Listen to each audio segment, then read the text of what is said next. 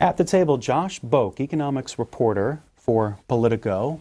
Politico.com is where you can read his work and, of course, the work of other Politico reporters. We're here to talk about the economic impact of the failure of the debt committee.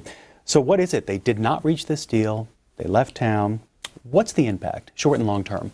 Well, you have that $1.2 trillion in automatic cuts over the next decade.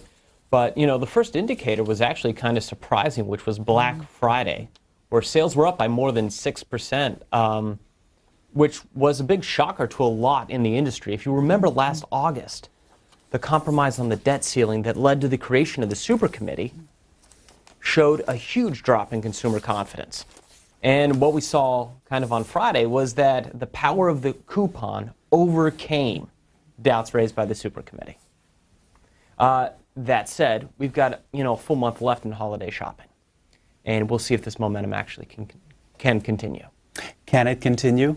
It's going to be tough and it's going to be interesting for the following reason. If we look back at October's sales figures, retail sales figures, we saw an uptick in consumer spending, but we didn't see an uptick in the growth of income. And without that uptick in the growth of income, they're basically spending money instead of saving. And that's a slight reversal of recent patterns. Move this forward to the next year or so. We know that due to the failure of the committee, these automatic cuts will take place, but not quite for a year. What should viewers know? They're out at the stores, they're shopping, things are up 6%, 7%. But what does this next year and beyond look like potentially for them? Uncertain. That is the watchword, and it's often been associated with regulators, and here it should really be associated with our lawmakers.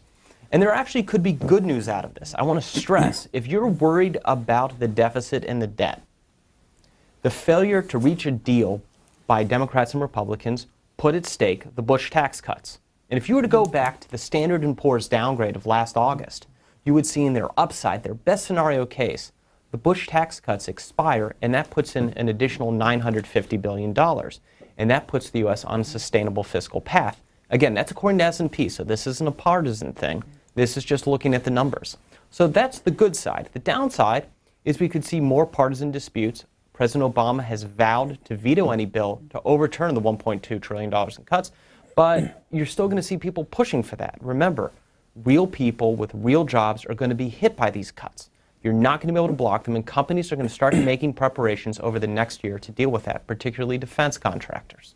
This is our guest's first appearance on Washington Journal. Tell you a little bit about Josh Boak. He is currently economics reporter for Politico, educated at Princeton and at Columbia, was a researcher and a reporter on Bob Woodward's books, including Obama's Wars, was a reporter for the Chicago Tribune, and a Pulitzer finalist for articles about troubling investments made by the Ohio government. He is here to talk about the economic impact of the failure of the so-called super committee. Phone lines on the bottom of the screen, separate line for Democrats, Republicans, Independents. We'll get to your calls in just a couple of minutes, but we want to continue to move this story forward. Now, we heard, as the failure was coming about, that maybe there was a way to block a lot of these cuts that are coming. What do you expect the effort, if any, to be like in Congress? Well, I think that a lot of pressure is going to build on the defense side, because they're taking half of those automatic cuts. And you've already seen those statements from Senator Kyle and Senator McCain and others basically saying, we don't want to put our nation at risk. And that's an important statement to make. The flip side is President Obama has come out and said, I'm going to veto any bills. Any. That's a very strong, powerful statement.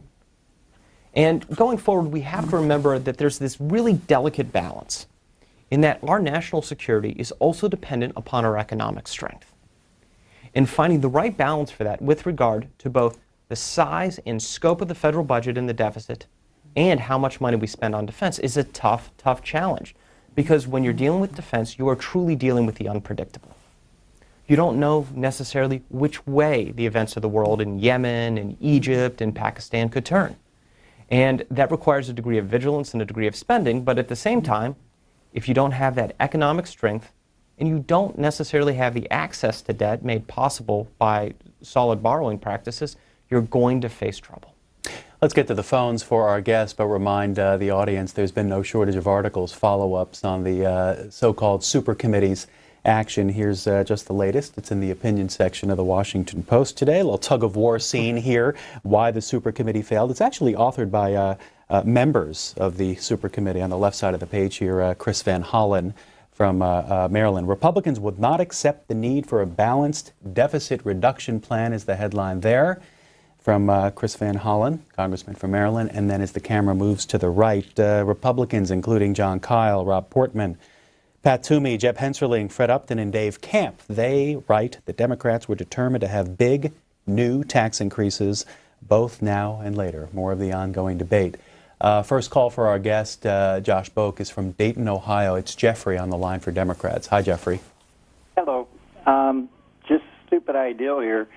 You know, Congress has been working 135 days last year, 110 this year, but they keep getting their little raises of $174,000 a year. I mean, that's kind of stupid. Military don't even get that kind of pay by working, you know. There's 365 days. What do they do for the rest of them? Thank you. Oh, sure. Well, it's always a unique opportunity to try to explain, let alone defend the work of Congress. I would say those guys actually work unbelievably aggressively, regardless of how many actual days they spend in session. The really tough thing, though, about the deficit and the debt is simply that the bulk of the costs are in things like programs like Medicare, Medicaid, defense. And if you look at it, simply trying to deal with congressional salaries just isn't going to cut it. Like, if the solution was that easy, we would have done it. Atlanta, Georgia. Tom, Republican, good morning. Good morning. How are you gentlemen this morning? Doing well. Great. One of the comments that I would like to make is that one of the things people are not realizing as part of this debt crisis is that what has happened is the private taxpayers have already paid considerably through the bailouts of both the banking systems, the automotive industries, and so on. What we have to do is look at the taxes that they're asking for us to pay and increase as part of the revenue situation. They're asking us to take the money, put it back into the federal government, have it go through their process, and then whatever remains comes out at the end to be the benefit to our citizens. As if we leave it in the hands of the entrepreneurs, they're able to take a local look at the problem and invest the money where it needs to be done. There's only a certain amount of money that's remaining out there, and it has to be used in a way that magnifies. The housing industry has like a 12-to-1 situation. If we can improve the housing industry, that's going to be the key thing more than raising taxes. Because if you help the housing industry, you help the realtors, you help the plumbers, you help the carpenters, you help the people that produce the carpets. You have the full 9 yards of things that are going around. We're focusing on the wrong issues.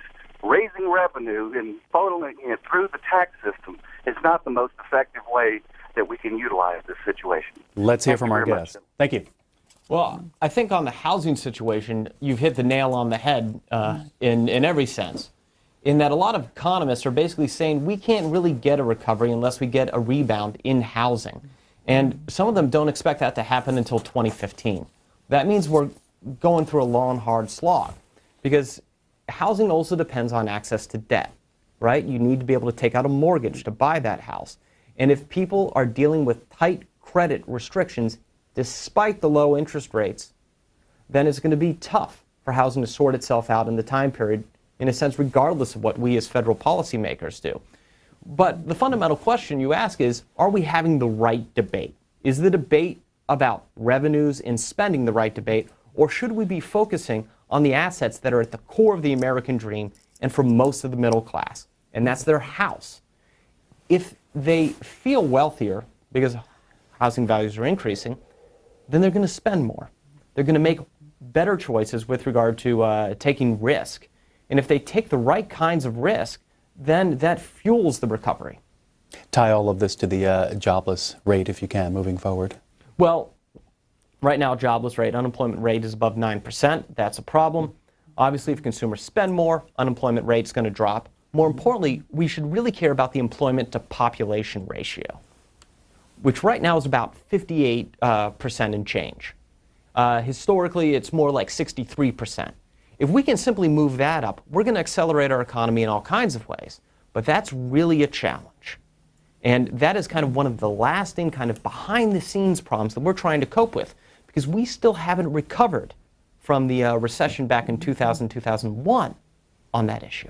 Here's a Twitter question for you, Josh Boak. Wall Street, or a statement, Wall Street is going to tank this week, according to one viewer. What's going to be the reaction in the markets?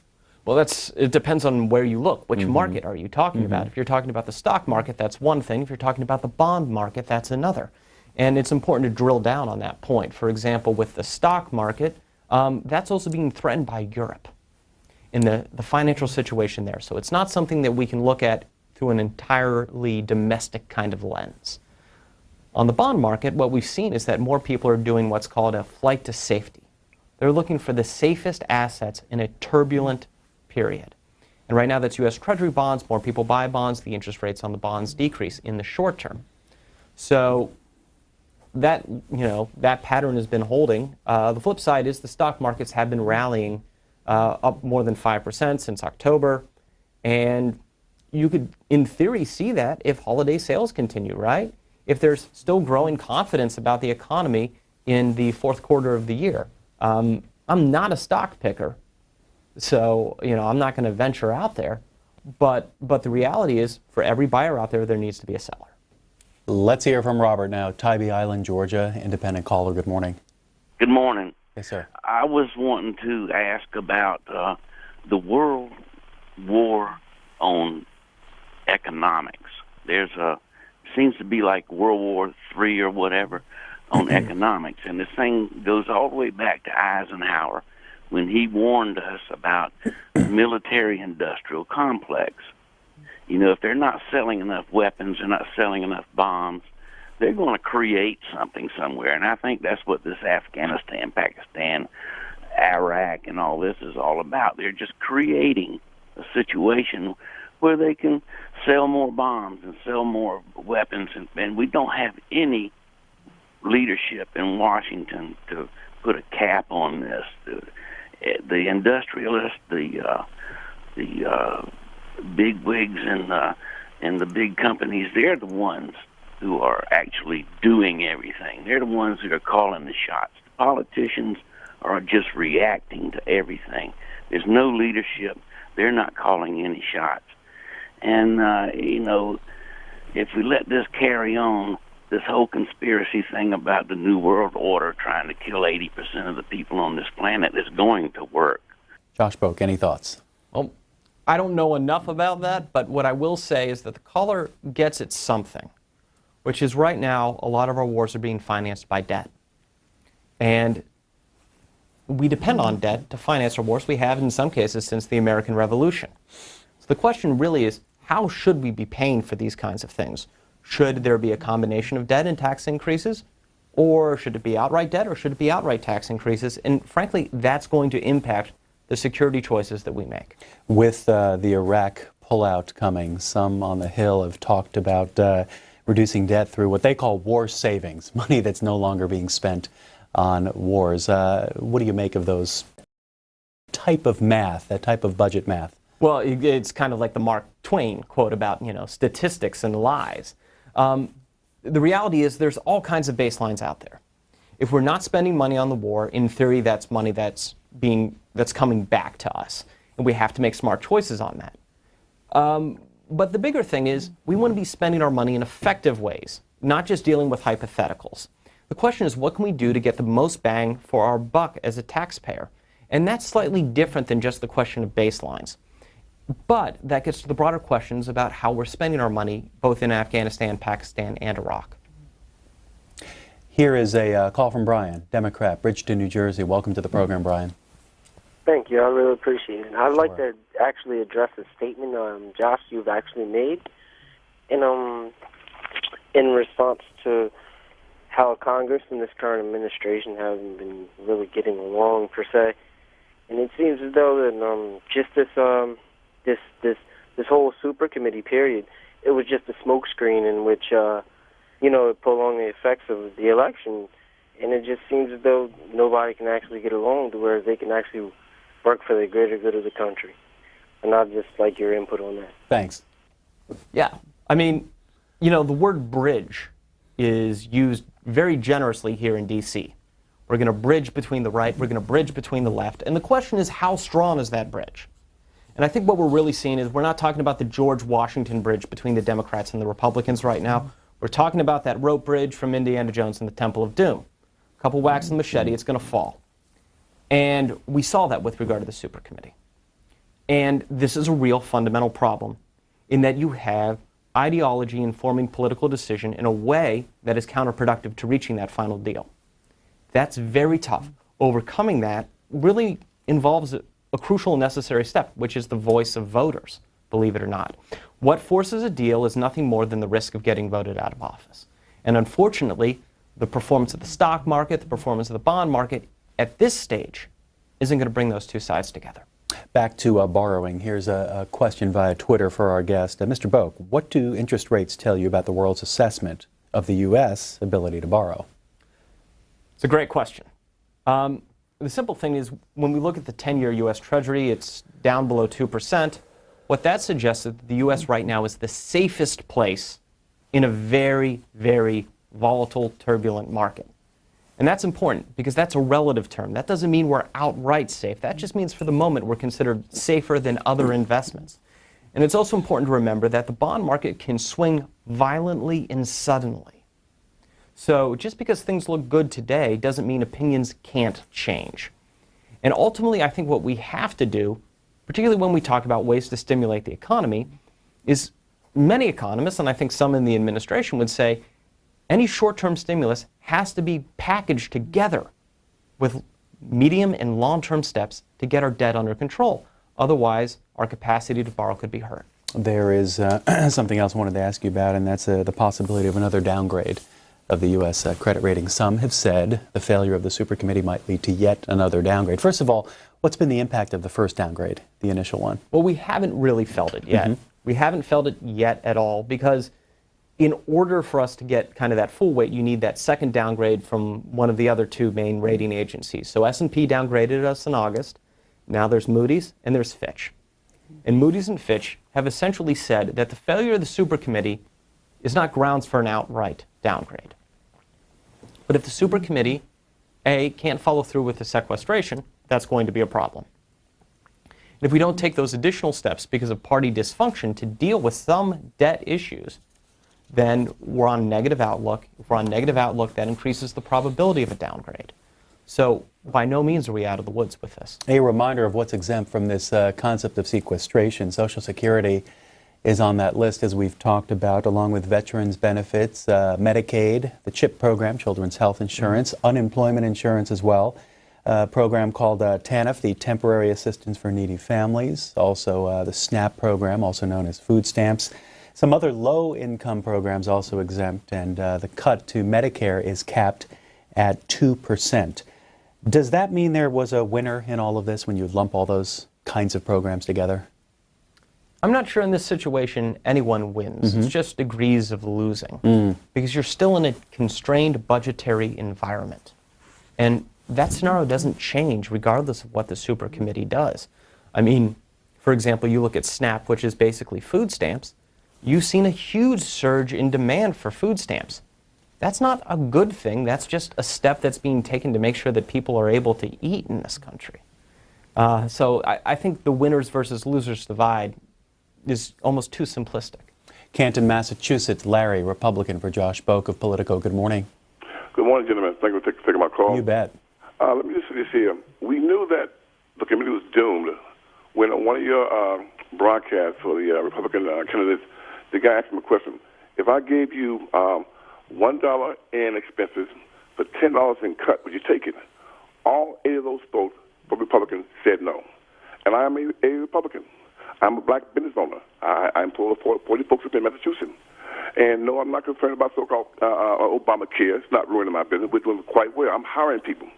But when they said that they would not take $1 right, in increase in expenditures for $10 in cut, it let me know that what we ought to do in 2012 is send a message, right?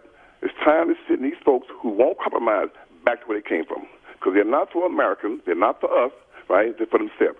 We don't need folks stuck on position or ideas, ideology. Are you there to get the job done? And for me, my party, Republicans, who I believe in, I like the platform, but to me, they have let us down. And those folks who are stuck in the mud, who won't compromise and move from this extreme right or extreme left, shouldn't be in politics. Thank you very much, and God bless America. Thanks for calling. Any thoughts? Well, it gets to this really, I think, fundamental take on how you should view the world, in that ideology is an input. And right now, ideology is informing a lot of the political debate. And the question is, how do we just move from that to outputs and outcomes? And that's a really that's the tough job of D.C. And often in an election season, we deal with, intentions, and we don't deal with actual outcomes. And with any luck in 2012, enough voter frustration that we're seeing will lead to a conversation about outcomes. Sanford, North Carolina. Gary, Independent, good morning. Hello. Hi, Gary. Hey, two things. First, man, I wish I had half your patience. And that's a lot, man. You're a good guy, man. Anyway, we want to raise tax revenue, and I got this idea that we start taxing the churches and the nonprofit organizations. Because the way I look at it, you're allowed to take that off your tax. You donate to a church or nonprofit, you're allowed to take that out of your. And that's not right, because it's not fair to people who do not belong in that. If somebody wants to donate money to a belief or an organization, they should not be allowed to take that money out of the general fund. If you can understand what I'm saying. It's not fair to everybody else. I'm not a religious person, and I don't think it's fair that people are allowed to give money to a church, and that church does what it wants with that money, and it comes out of my taxes. There's less money in the fund for the general population. That should be first. We should take care of the country first, and then if you want to put money somewhere else, you can put it there. But you should not be allowed to take money out of the general fund for it. Thanks for calling. Let's see if our guest wants to respond to that at all. Well, there's two ways to look at that proposal. The first one is politically, it's going to be pretty tough, I think, to get through. Just about every candidate shows a certain devotion to their religious beliefs and faith for voters. And I don't see them wanting to jeopardize that via tax policy. But the second thing, this is actually really critical, is how much money could that actually raise? Because you might actually be surprised once you look at the real numbers. And I don't know what they are, but the real test, I think, when looking at any of these proposed tax increases is how much money does it raise and what impact does it have on the economy? And it's worth looking at those kinds of issues, but right now it's pretty early to make any judgments on them. Moving on to Greensboro, North Carolina. Greg is on the Democrats line for Josh Boak. Good morning, Greg. Greg, go ahead. Good morning. Morning. I'd like to comment on two things. One of them is, why can't we get rid of the Bush tax code, which is going to save us $4.something trillion? And my next question, the caller just called in just a while ago about taxing the church. You got a lot of small churches out there that are struggling. The members are struggling to pay their money to keep the church operating. Now you got these mega ministries out there like Joel Osteen, and and that's my question. Thank you. Not sure there's an exact question there, but is it there's something? So, you want like to a grab simple onto? clarification is, Bush tax cuts set to expire at the end of 2012. So there's a few ways we can look at kind of what happened with the result of the super committee. If the Republicans aren't able to capture the White House, aren't able to get the right kind of steam forward, they risk those cuts expiring, cuts that they have fought for and fought over. President Obama, on the other hand, has an easy solution to his revenue problems by letting those cuts expire if we're talking about debt and deficit issues. S&P, again, in their downgrade to the U.S., said that if you simply let the tax cuts expire for the wealthiest portion of the country, that's $950 billion over 10 years. With regard to churches, yes, they are very, very and extremely diverse, from those mega churches to those small churches in both rural and urban communities, sometimes with less than 100 members. It's one of the big fallouts legislatively, the debate over the Bush tax cuts. But in the near term, Josh Boak, now that the super committee has failed, is the Bush tax cuts, is that going to be the big debate on the Hill these next several weeks? Big debate, not just several weeks, over the next year. Next year. And remember that in the short term, you also have two other things coming up for expiration. One is extended unemployment benefits, And the other thing is the payroll tax holiday from 6.2% to 4.2%. And Speaker Boehner has basically said, I'm in favor of extending these, but you have to find a way to pay for these. So the question is, what's this next round of deal making in the next month to deal with those two programs pre-Christmas going to lead us to do? What do you see happening? And who's going to lead the charge on all this? Well, I think the administration wants to be out front on this. This is kind of an electoral win-win. If you look at the analysts on Wall Street, they say, look, this is key for maintaining momentum of the economy. It's kind of like, if you will, taking away the punch bowl halfway through the party. That said, Speaker Boehner is forcing the issue, and I think he's forcing the issue on one of fiscal responsibility. And the question is, are Democrats going to be the ones that are going to have to say, all right, here's what we're willing to do to extend these programs, or are we going to see a Republican-led solution?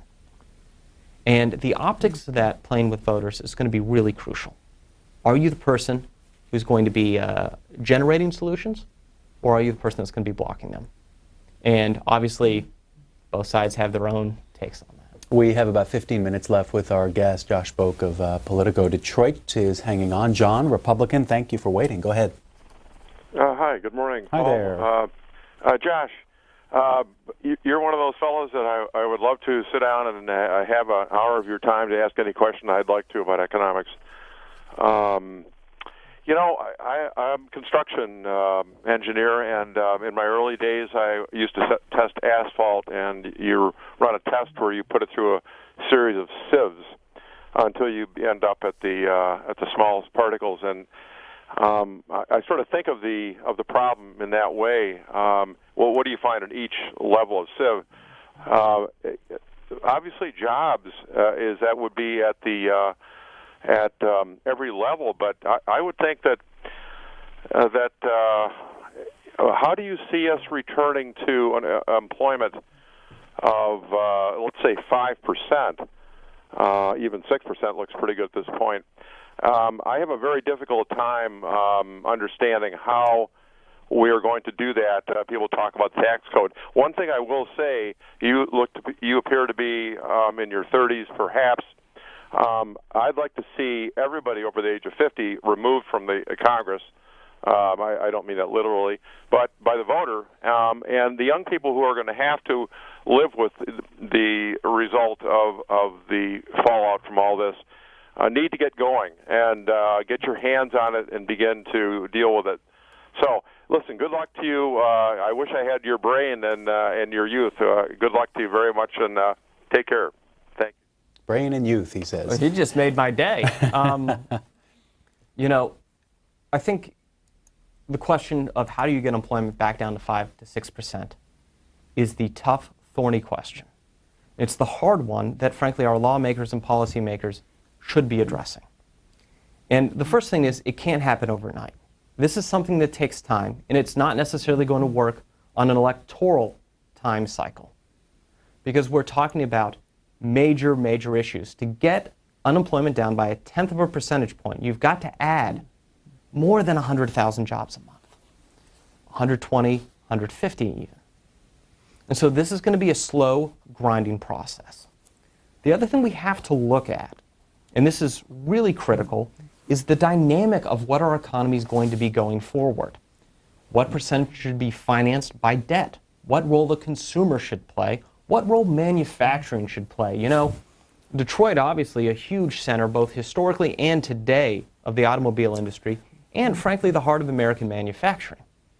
And when we look at it, the U.S. consumer probably shouldn't be more than 2/3 of the economy right now. And that means we have to move to more production, more manufacturing. And that's not a simple overnight solution. Any politician that says a simple election can fix this isn't really kind of being candid with you right now. Manufacturing takes time because it takes investment. And that takes, 5, 10 years. But in the long run, and this is the important thing to remember with the recession we're in, we can position ourselves to be stronger than we were before. This has happened historically in the past. I think we saw it with the Great Depression, in which the U.S. economy came out much more resilient, far more productive.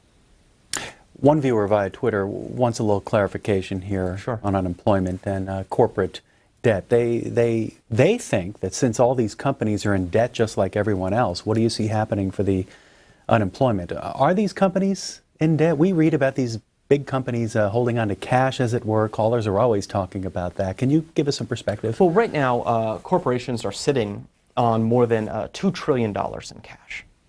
And that has increased, I want to say, by about like $678 billion or so since the start of the year. Don't quote me on those exact numbers, but the simple real problem facing my companies right now, once you dig into the data, seems to be that they're not sure where the demand for their products is coming from. It's a demand problem. Now, you'll also have some on the right say, well, they're uncertain about future regulations, but fundamentally, if they knew who their next customer was, if they knew where that next dollar was coming from, they would unleash that cash. And that right now is kind of the big problem we're facing as opposed to the debts that they hold. Pickens, South Carolina. David, Independent, good morning. Yes, a lot of times every day they put these attachments to these bills, and it's like they balance the budget attachments to it. And if they got rid of the attachments, they probably would have had a better vote. And most of our Congress and senators is the one that got us in this problem in the first place. They should have balanced the budget years ago. Hey, man, appreciate it. Let me on. Thank you. Any thoughts? He's got an opinion in terms of balancing the budget. I think the real question is, what is a reasonable expectation for what our deficit and debt should be? Because certainly there's going to be times where we need massive amounts of spending. So the question is, how do we rein in the debt and deficit during the good times so that during times of crisis, like say a war, we're able to ramp up our borrowing to fund the kinds of activities to preserve the American way of life? Balanced budget amendment failed in the House before they went out last week. Explain why it failed. Give us a little education. Balanced budget sounds like a good thing, but what are the pros and cons? Reasonable. Well, so one of the basic things is our country in some ways was founded on a level of debt. You know, that was essential going forward because the ability to issue debt was the ability to then get money to our soldiers in the Revolutionary War. If you go back through the wonderful Ron Chernow biography of George Washington, which won the Pulitzer, I can't endorse it enough. You see the constant pressures he has of keeping food, guns, ammunition for those soldiers. We go back to the Revolutionary War on this. Debt helped pay for that. And that ability to borrow is crucial. And believe it or not, the U.S. borrowing helps make the world economy go around because we provide a highly liquid market in U.S. treasuries, which largely serves as a cash equivalent. And I think our lawmakers recognize that. So the real question isn't, should we have a balanced budget? It's, what's the appropriate level of debt that we should have, which is a slightly different question. Let's hear from Darren, who is in Chicago on the line for Democrats. Hey, Darren. Yeah, how you doing? I just want to ask him, do you think, in his opinion, do you think that the Republicans are for the American people, or are they on their own agenda? Because I just don't understand how they're attacking the middle class and the poor people, and then they refuse to do anything to the rich. I don't understand it. Just in his opinion, do he feel like the Republicans work for the American people, or are they on their own agenda? Not sure if he's here for opinion, but maybe some perspective. Well, I think they work for their voters. They work for the people that get them into office. And that can include someone as simple as the grandma who shows up on election day and pulls that lever.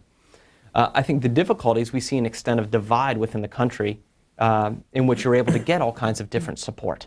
And so as a result, it's very easy to make statements about being for or against the American people, whereas you're for a certain segment of the country and maybe at the expense of a different segment. And we see that both with Republicans and Democrats. Tell us more of what you expect from the White House, the president particularly as he goes around the country to talk more about economics. Well, you know, one of the big things that they've started playing up in recent months has been we needed that $447 billion jobs package to protect us against Europe. This is the wild card. This is the huge storm that's waiting for us. Because if Europe goes down, the U.S. economy could easily swirl back into a recession as well. And up until that point, President Obama actually has a pretty limited set of tools. It's not like he can really tell the European leaders what to do. So he needs to do whatever he can to insulate and protect the U.S. economy. And by not getting that jobs package, it gives them a chance to sound the alarm, saying if we had done this, we'd be better prepared to defend against what could happen in Europe. Explain more about the connection between what happens in Europe and what could happen here. We're part of a big global market. So if Greece defaults, if Italy defaults, the shutters are going to echo across the Atlantic Ocean. They're going to hit our markets. One reason why is many of our businesses have European subsidiaries and European affiliates. They depend upon those affiliates for their revenues and for their profits. More importantly, you'd have a decrease in the amount of money that's being spent worldwide, and that's obviously going to create some kind of pullout with the U.S. economy. What are you hearing most recently about Europe? How bad is it? Nothing but anxiety. You know, at the end of the day, Greece has a debt-to-GDP ratio of about 150%, which is incredibly high. Italy is the world's third largest borrower and has a debt-to-GDP ratio of about 120%. If they don't find ways to bring that under control, while at the same time sustaining a certain degree of economic growth, we're in trouble. Let's go to Ann in Echo Valley, Tennessee, Republican. Good morning to you, Ann. Well, I think it's about time we could quit calling it the Bush tax cuts. It was a Democrat House, a Democrat Senate, signed by Obama, who at the time said now is not the time to be raising taxes. And the economy hasn't gotten any better since he signed that. It has gotten worse. And these young people out there occupying whatever, being led by Van Jones, who is Obama's communist green job czar, they realize they're just useful idiots being used by these people. Obama got most of the contributions from Wall Street, so he's not going to do anything to them. And every time the Republicans agree with the Democrats to raise taxes, if the Democrats will cut spending, it doesn't happen. The taxes go up, and the Democrats back down on cutting spending. And it just, so many times, you get slapped in the face, you realize, hey, I don't believe them anymore. Any thoughts? Well, Obama did extend the Bush tax cuts from 2001 2003. That's true. I think that it's important when we talk about Wall Street and Occupy Wall Street and those kinds of movements, we need to understand how diverse Wall Street actually is. It's got a series of conflicting interests, even within firms. And so when we refer to it as some kind of one monolith with one central interest, it's important to know that there are competing interests on all kinds of issues among major banks, among brokerages, among hedge funds, among private equity firms. And often that nuance is really critical. So you can say, yes, President Obama received a ton of money from Wall Street. You could also say Republicans received a ton of money from Wall Street. But that doesn't mean that those donations were for the exact same reasons. Minnesota now, Mohammed, Democrat line. What town are you calling from? I'm calling from Champlin, Minnesota. Champlin, Minnesota. What's on your mind, Mohammed? Well, I just want to talk to Mr. Josh. I think it takes common sense to resolve this problem. For example, if you have an old car, if it doesn't work, what you do, you buy a new car. I think Congress is having a problem. Then they count the people of the United States the whole car. But what we need what we need here is to reform the whole system so that we can be able to resolve our problems. If not, we keep on talking all the time, making people panic. At least I admire the young man, Mr. Joss, for his analysis, and I hope they will listen to him as well. Thank you. Changes in the system. Yes. Sounds like he's speaking broadly. Anything on the horizon? Not fast enough. Again, it's important to step back and remember that the American public has a huge stake in this, and that they can often make the decisions that echo across the economy and create those changes. We tend to think of everything in a DC-centric way, in terms of if we cut the size of government, free enterprise could come in and fill that gap in a way that was very productive, or if we create these government programs, we create a safety net to ensure that society is able to flourish. But the reality is individual choices made by voters, separate of government, can often have that reform impact that I think the caller's talking about. Last couple calls for our guest. Flemington, New Jersey, are up first. It's Bob on the Republican line. Thanks for waiting. Thank you for taking my call. Sure thing. I have one question and two comments. The one question is, if the Bush tax cuts expire, does that mean the 47% of the people who pay nothing will start paying something? If that's the case, I'm all for it. Let me stop you there and get a response, and then we can get your comments. So what he's referring to is with regard to income taxes. And it's important to put all of that in broader perspective because it's not like people aren't paying taxes. It's with regard to their net payment of income taxes. They're certainly paying payroll taxes. They're certainly paying sales taxes. And so you go through and you have to put that stat in the appropriate perspective. I can't speak with certainty just because of the complexities of the tax code in terms of what's going to happen, but you know, the reality is the vast majority of American public, they're stuck paying taxes. They have a tax burden just like you. Bob, your points? Let me give you an example. My neighbor paid $2,000 in payroll taxes. His return was $3,500. That's what I mean by not paying taxes. But anyway, that's a moot point. So my comment is, if Obama was worried about jobs, why did he kill the pipeline? And then you have to remember, they say they don't get along in Congress. Well, remember the last election, okay? Obama took a slacking. That's why we sent them there. We wanted them to stop what they're doing. So, yeah, they don't get along, and they're doing what we want them to do. So, to me, that's terrific. We got to stop what he's doing.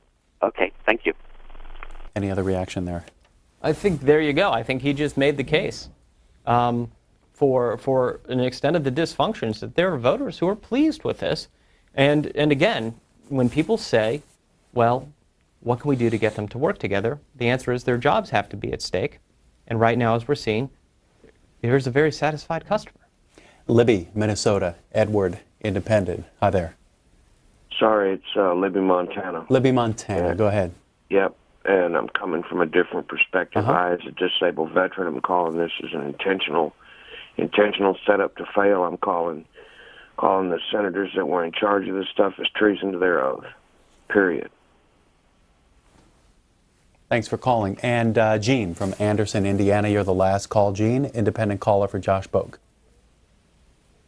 Morning, Gene. Yes, I would like to ask him if you know how many countries we send troops, or we have troops in, and how much money we send to other countries. If he has an idea on that, how much money we send to other countries that we support, and how much more that money might help us here in the United States with the trouble we're in here. Not an uncommon theme on this program from our viewers. And unfortunately, the answer is we could pull that money back and we would still face the same problems we have with the deficit and debt. Believe it or not, we're just not spending enough money overseas that if we were to cut all that, we would be able to tackle our debt and deficit, and we could have serious blowback from doing that. It's important to recognize that sometimes spending that money prevents us from having to spend a lot more money further down the road. So we have to be very careful in the accounting of this. But the simple answer is it's not going to generate the savings. Our guest has been Josh Boak, economics reporter for Politico. You can read his work and his colleagues, of course, their work at Politico.com. Thanks a lot for your thoughts and your insight this morning. Thank you, Paul.